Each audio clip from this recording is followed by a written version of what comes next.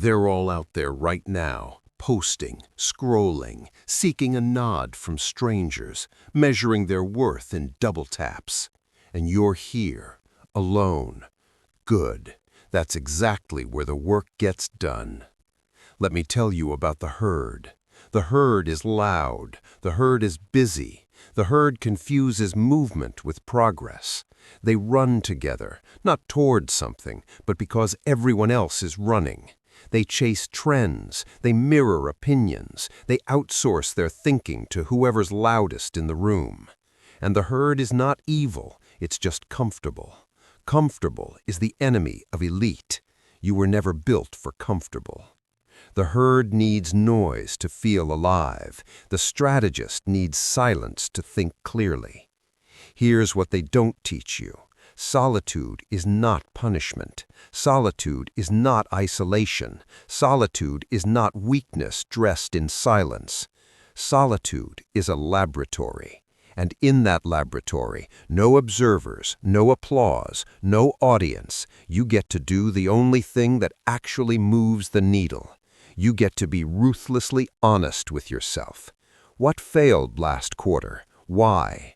What belief is holding you back right now? And whose voice put it there? What does the next version of you actually look like? You can't answer those questions in a crowd. The crowd is too noisy. The crowd has opinions. The crowd wants you to stay the same because your growth makes them uncomfortable. So the elite disappear for a while. They go underground. They build. Think about the architect, not the one at the dinner party talking about what he's going to build, not the one asking for feedback on his vision board. The architect who disappears, who takes the blueprints rolled under his arm and walks into a quiet room where the only sound is a pencil on paper. He's not building the skyscraper yet. He's thinking the skyscraper. He's solving for every floor before a single beam is placed. While the crowd is marveling at what already exists, at what someone else built, the architect is calculating what has never existed before.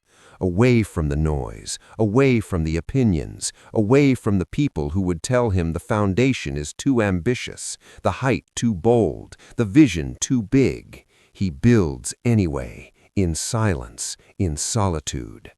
Every skyscraper begins in a quiet room, not on a stage.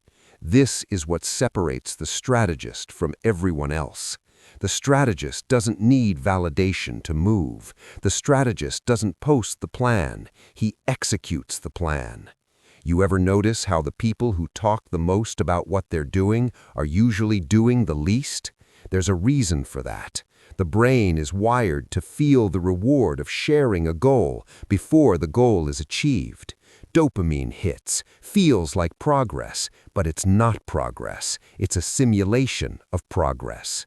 The strategist knows this, so he keeps quiet. He builds his strength where no one can see it. He studies the competition while they're busy entertaining followers. He sharpens his edge in rooms no one knows he's sitting in. And when he finally emerges, people think it happened overnight.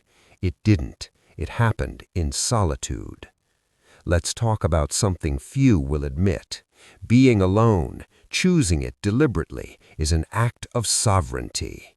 Most people are afraid of solitude because in solitude there's nowhere to hide, no one to blame, no crowd to diffuse the discomfort, just you and the truth of who you are and who you're not. That's terrifying for most. For the elite, it's information. Individual sovereignty means you are the architect of your own decisions. You are the author of your own narrative. You are the commander of your own attention. And you cannot claim sovereignty while you're addicted to the approval of others. To lead, you must first be able to stand alone, not in arrogance, in clarity. The ones who will lead have already been alone long enough to know exactly where they're going. So here's your challenge. Not a hashtag, not a challenge video, no 7-day streak for clout.